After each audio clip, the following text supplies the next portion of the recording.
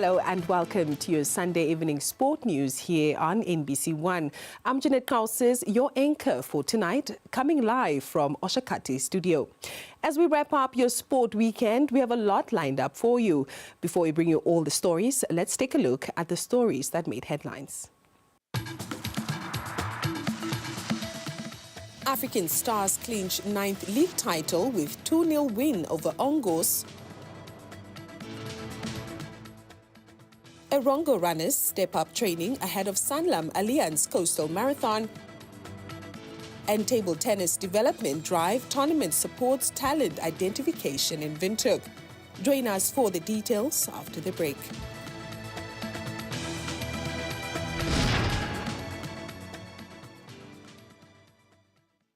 Welcome back. Leading our bulletin tonight, African Stars have been crowned champions after defeating Ongos 2-0 in their final match of the season.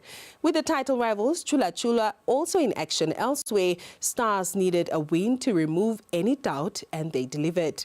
Michelle Shapange reports. It was African Stars who kicked things off early in the 13th minute through Vivangapi Mwende to put Okasarandu up ahead. Despite pressure from both sides in the first half, clear chances remained limited. Get into the box, he will go for it, and that's a goal! There you have it! Yet another one is given! It did seem like a similar situation as to what we saw earlier on, but it's in, ladies and gentlemen. The defending champions are up. In the second half of action, neither side being able to capitalize off some of those chances that came earlier on, but eventually Ongos FC really applying pressure towards the very final moments of the game. But African Stars just proving as to why they've got that experience, and it was through their captain, the 30-year-old Ronald Kachiere, who scored to put his side 2-0 up. After the restart, African Stars managed the game, allowing Ongos more possession. Ongos created a few chances but could not convert. Meanwhile, elsewhere, title rivals Chula Chula secured a 1-0 victory over Bucks Buccaneers, meaning any slip from African Stars could have affected the title race. African Stars head coach Agnes Elemu expressed pride in his team's performance, crediting their consistency during the season. So coming to the game, I would like to say I think we expected this game to be tough. We know Ongos, it's my former team. I coached it for 3 seasons. So it was like you're fighting against your former paymasters. Playing a team coached by Ronnie, you know it will come on you. They will not give up. They will always come on you. The first half, I think they tried to come on us, especially using Eddie's side. We read it and we adjusted to it. When we managed them attacking us in that side, I think they ran out of options. So we started now dictating the pace. After that, we were now waiting for the mistake that they can make so that we get the goal. We didn't want to force it because if we had forced it, they were coming on us.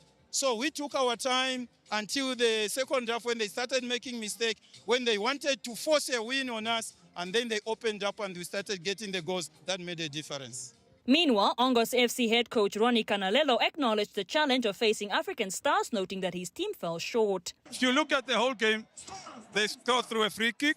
You know, they are always they are very dangerous on free kicks, obviously, because they have the personnel to bring in good deliveries. That was a difference in the first half.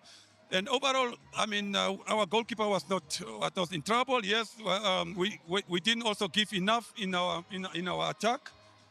So it was always going to be difficult because I mean their defense. I mean they have 2 centre backs, international material. They have the right back from Lesotho. So we didn't have enough quality to break them down there. African Stars eventually being able to hold on with that 2-0 win up against FC Ongos. FC Ongos, on the other hand, unfortunately slipping up as they lose out to 3rd position. The Mighty Gunners as not being able to win or attain a point from this game. But here from the Independent Stadium, it is African Stars who are crowned back-to-back champions of the 2025, 2026 and PFL season. Michelle Shapange, NBC Sport, Windhoek. Meanwhile, Eshoke Chula Chula missed out on the Namibia Premier Football League title despite winning their final match 1-0 against Bucks Buccaneers. Who is going to take the title between African Stars and Eshoke Chula Chula? It came down to the final match as Eshoke Chula Chula faced Bucks Buccaneers, needing a win and hoping that the result between African Stars and Ongos would favor them. After the opening stages, both teams remained cautious with limited chances created. Eshoke applied pressure while Bucks Buccaneers defended and looked to break forward. Chula Chula eventually got on the score sheet, sending their fans into celebration.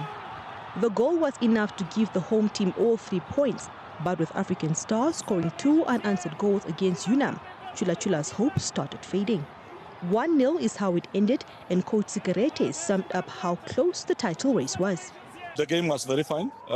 We knew that in the second half we'll come out very strongly, and we knew that maybe a goal will get. I expected 1 or 2, but yeah, in that moment, it comes with experience. As I said yesterday, a bit of nervous with the boys. You can see here and there they are making mistakes, and yeah, what can I say? Game was fine. Got the result we wanted, so we ended very strong. As the curtain comes down on the 2025-2026 season, Chula Chula will reflect on their campaign and regroup for the next season, hoping to improve. Coastal youth teams competed in the Bokomo Champions League matches in Swakopmund yesterday, highlighting efforts to build football at junior level. The games took place at the Dome Indoor Facility and the Vineta Sports Field, bringing together under 11, under 13s and under 15 teams from Swakopmund and Walvis Bay. The initiative aims to develop young players and provide a competitive platform for football with support from sponsors Bokomo and DBFM. The matches produced a mixed bag of high-scoring results and closely contested games, particularly in the under-15 division, while younger teams showed developing talent. Compared like today, these games are very nice. We've got some other games with high scores. We find the high scores like under-15 games, and it was having nice score lines. And you find other tight games. You find the derbies. So it was interesting football for today. We have got Swakopmund teams, we have got Walvis Bay teams mostly. So we have got Swakop, more of Swakop, but some they come from Walvis Bay. So age groups, as I said, from under 11, under 13, under 15, and under 17. But to this weekend, we do not have under 17 games. We're just having 15, 13, and 11 games. Coaches noted the value of the competition despite challenges, including limited training time and unequal access to facilities. I can give credit to my boys. They are very, very talented. We are still building on this team. This match was a bit tough because that team of Walvis Bay, this indoor is where they are training. They are having the facilities to train indoor. Us, we are training on the gravel, and it's a bit difficult for us to cope with a team training in the indoor. In the under-11 category, International School of Walvis Bay came from behind twice to secure a draw against the defending champions. What I told my players before the game at our team meeting, I just told them, listen boys, what's going to win us this game is character. And what I mean by that was, after we concede, someone must get the ball and let's play, and let's start to play again. And that is what we did, exactly. Game plan, we executed it. After they scored first, we take the ball, we played, we scored 1-1. After they scored the second goal, we take the ball, we scored 2-2. So yeah, so basically I'm very proud of my boys. Still young boys, most of them are under 9, still grooming them for the future. Meanwhile, Dunes Warriors recorded wins in their matches. Today we are here at the Dome to play with under 11. We play the first game, the first match we win 2-0 against SFC. In the second game, we play against teenagers, we win 5-0. For me, myself, is my talent, the talent is in the blood. That's why I'm still coaching my boys. The Bokomo Champions League continues to support youth football at the coast, giving players exposure and development opportunities. Staying at the coast, with 7 days remaining before the Sanlam Alliance Coastal Marathon takes place in Swakopmund on the 25th of April 2025, runners from across the Irongo region are stepping up their preparations, focusing on endurance and race strategies. Athletes from various running clubs and individual competitors have increased their training, taking on long-distance runs and challenging terrain to build endurance and strength ahead of the event. Early in the morning training sessions have become the norm, with runners waking up as early as 4 a.m, with some covering distances of up to 60 kilometers, while others incorporate hill and mountain training to simulate race conditions and improve stamina. One of the runners, Nepembe Leander, says the sessions are important for building resilience ahead of race day. Leander adds that the training also forms part of his preparation for the Comrades Marathon scheduled for June this year in South Africa. I woke up today around 4 a.m. just to go for a training run. We ran from Swakopmund through the Dorob National Park until Kawani Contest. We're just challenging ourselves on some hills. As you know, Sanlam is coming up next week, Saturday. So we are just trying to put in more strength on the legs and get ready. Meanwhile, Miniapewa Nakale from TTN Running Club says team-based training sessions are helping athletes stay motivated and focused. Nakale says the terrain at Wani Contest is suitable for building the strength needed to complete the coastal route. Contest is a beautiful platform for training, beautiful hills. It seems like we have our Constantia Neck in Namibia. I ran together with my team for TTN, and yeah, it was a great run indeed.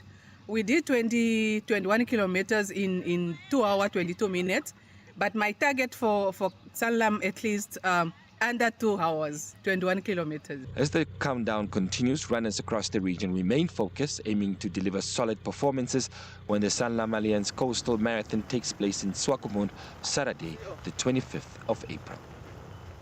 Volleyball action kicked off in Keetmanshoop this weekend as teams from the Hardap and Karas regions competed in the league matches organized by the Southern Volleyball Association.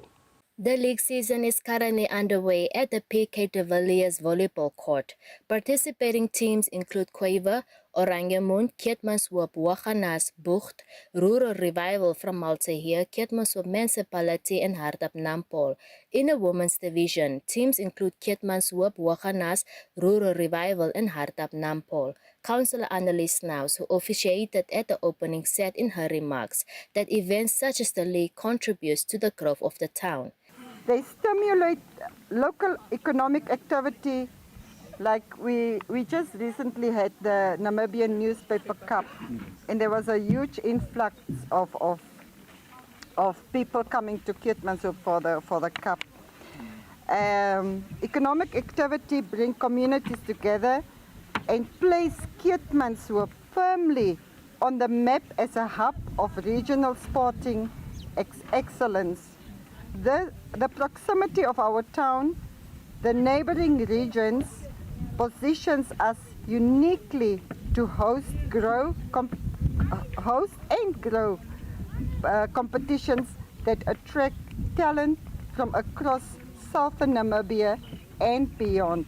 The chairperson of the association, Santos Naholo, said the association was established in 2019 and has been managing volleyball activities in the two regions with the aim of creating opportunities for local players. He also explained the competition structure for the season. We have just started today with our league, the first league games of the season, and that should continue up until around towards the end of August, where we will then have our winners from the league, and the winners, or rather the champions of the league, will be involved in the playoffs of the NVF Cup that will take place, if not in Windhoek, it's going to be in Swakop or in the Kavango region.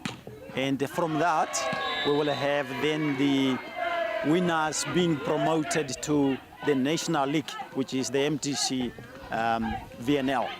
The league season continues until Sunday. Charmaine Boyce, NBC News, Keetmanshoop.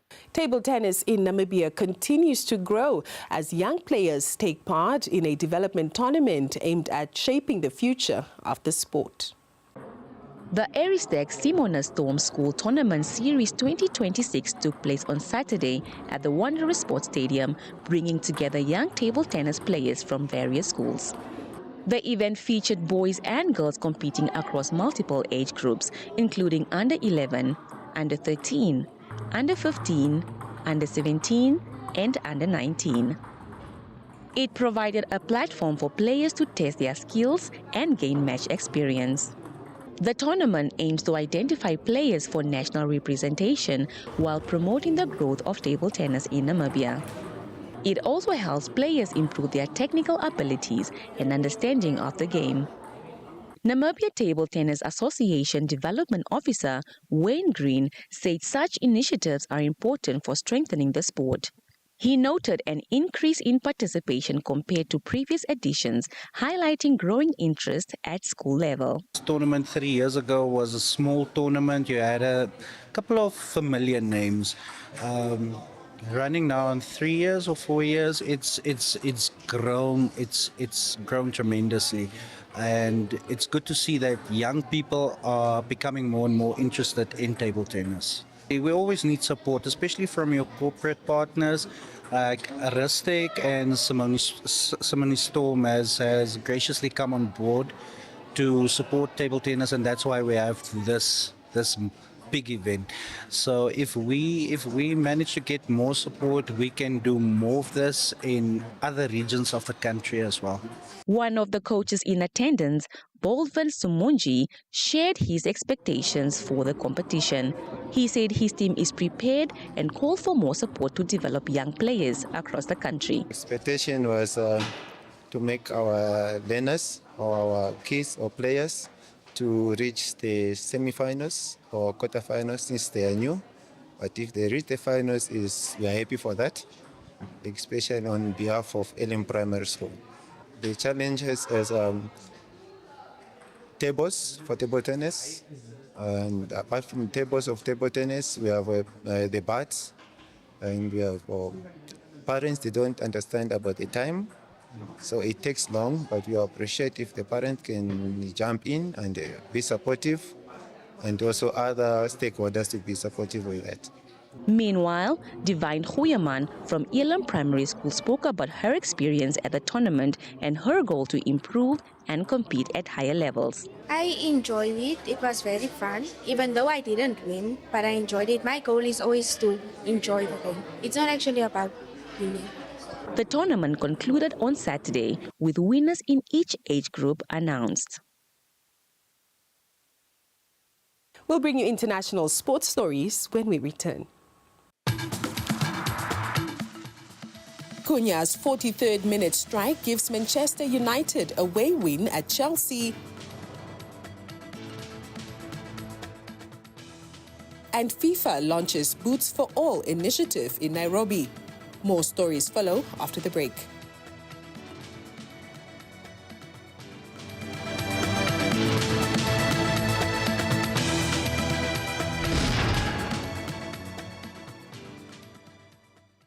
Welcome back. In the English Premier League, Manchester United's Matheus Cunha struck just before half-time to earn a 1-0 victory away at Chelsea, taking them a step closer to Champions League football next season, while leaving the Blues 4 points behind Liverpool for the 5th and final Champions League spot. Meanwhile, Tottenham Hotspur remain the Premier League relegation zone after a 2-2 draw with Brighton. The hosts start brightly. Esteban Willian comes closest in the opening stages when he flashes a shot across goal that shaves the post. Shortly after, Enzo Fernandez drags a promising effort wide. But just before the break, the decisive moment arrives when in the 43rd minute, Mateus Cunha powers home to give United the lead against the run of play. Chelsea respond after the interval with urgency. In the 56th minute, Liam Delap glances a header onto the crossbar, and 10 minutes later, Wesley Fofana strikes the woodwork again as the pressure mounts. Despite sustained attacks and a late effort from Moises Caicedo that drifts wide, Chelsea are unable to find an equaliser.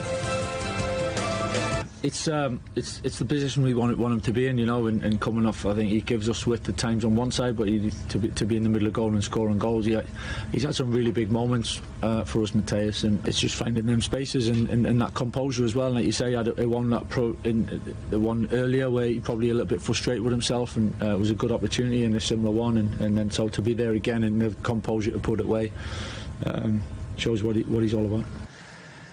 In what was Roberto De Zerbi's home debut, Spurs took the lead in the 39th minute through Pedro Porro. Kaoru Mitoma equalised with a stunning volley in a first-half stoppage time. Xavi Simons then fired Tottenham back in the front in the 77th minute, appearing to end their long winless run. But in the 5th minute of added time, Giorgio Rata capitalised on a mistake by Kevin Danso to curl home a late leveller. The result leaves Tottenham in the bottom 3 with just 5 matches to go. To Spain for the Copa del Rey final in Sevilla, where Real Sociedad beat Atletico Madrid 4-3 on penalties after a 2-2 draw following extra time to win the trophy for the 4th time. Sociedad stunned Atletico after just 14 seconds. Ander Barrenetxea rises to head home Gonzalo Guedes' cross for the fastest goal ever in a Copa final. Ademola Lookman levels in the 18th minute when he collects Antoine Griezmann's pass and fires into the far corner. Mikel Oyarzabal restores Sociedad's lead from the penalty spot in first-half added time after Juan Musso fouled Guedes. The Spain striker also scored a penalty for the only goal in the 2020 Cup final against Athletic Bilbao. But Julian Alvarez forces extra time with 7 minutes left, letting Thiago Almada's pass go through his legs before turning and smashing into the top corner to make it 2-2. After a scoreless extra period, Unai Marrero saves 2 penalties from Alexander Sorloth and Alvarez. Musso stops Ori Oscarsson's kick, but Pablo Marin keeps his nerve to score the winner. Sociedad claimed their 4th Copa del Rey title and 1st since 2020. Pellegrino Matarazzo took over in December with the club hovering above the relegation zone, but he is now the first coach from the United States to win a major trophy in one of Europe's Big 5 leagues. Atletico now turn their attention to their UEFA Champions League semi-final against Arsenal. It's real, and it's happening. And you know, you always work in your tunnel in the moment, and you never. Of course, you visualize success and you believe in it, and you trust the players. But until you cross the finish line, you don't really have the feeling that what is happening. And then it happens, and with that penalty, it took a couple of moments to realize, but just pure joy for everyone. For everyone in the stadium, well, at least the Real Sociedad fans and entire staff and players. FIFA has launched a program called Boots for All in Nairobi, Kenya. The so-called Boots for All initiative is aimed at families who cannot afford such gear, giving more young players a chance to develop their skills. Following the official ceremony in Nairobi, Kenya has become the 2nd African nation and the 7th globally to benefit. Officials say it marks a significant step towards expanding opportunities in grassroots football across the world. With the launch of the FIFA Boots for All initiative, it reflects our shared vision to make football truly global, together with you, our member associations. FIFA Boots for All is designed to remove the financial barriers that prevent talented children from reaching their full potential. By distributing 20,000 pairs of FIFA-branded boots globally to those who need them most, we are ensuring that every boy and girl can step onto the pitch with confidence and safety. At the ATP Munich Open, home favorite Alexander Zverev's hunt for a fourth title at the ATP 600 clay court event came to an end with a straight sets defeat to Italy's Paolo Caboli. Caboli is at the bottom and he shows his speed to chase down the drop shot and go back the other way to set up an early break. Zverev is chasing a first title since he won his third title in Munich last year. The world number 3 season has been highlighted by semi-final appearances at the Australian Open, followed by 3 consecutive losses to world number 1 Jannik Sinner at 3 straight Masters 1000 events in Indian Wells, Miami and Monte Carlo. The 28-year-old goes for another drop shot, and this time he is ready for the return, but he still trails 4-2. Earlier this season, Caboli won his first hardcourt ATP title in Acapulco. The 23-year-old stays in control, and this tough volley at his feet has him on the way to claiming the first set 6-3. Caboli wins the second by the same score for his first win over a top 5 opponent. Caboli is chasing his 4th ATP Tour title and 3rd at the ATP 500 level. The Italian will face American number 1 Ben Shelton in the championship match. Let's take a look at what's trending on social media. African Stars have officially been crowned the 2025-2026 Namibia Premier Football League champions in Windhoek this evening, finishing the season on 58 points from 30 games after a commanding 2-0 victory over FC Ongos in their final match.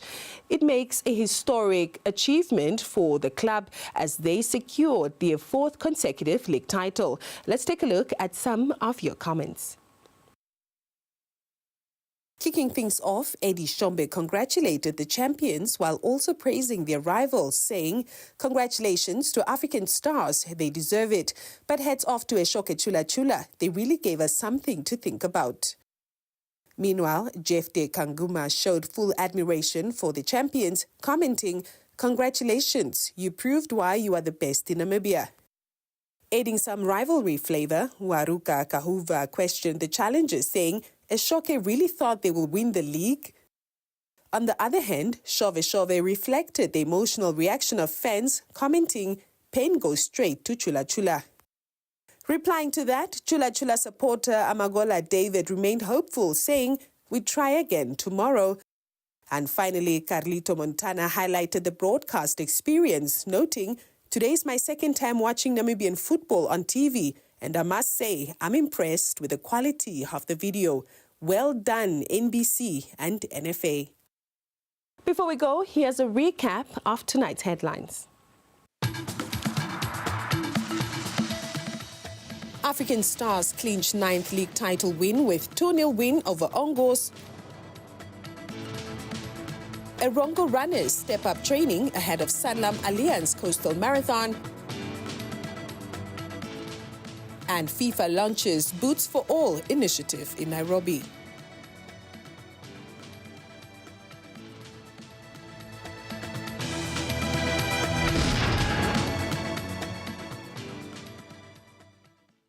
That's all we have for you tonight on NBC Sport News. Don't forget, you can scan the QR code on your screen to stay connected with us online and catch all the latest in sport anytime. From me, Janet Krauses here at the Oshakati studio. Have a blessed week ahead. Good night.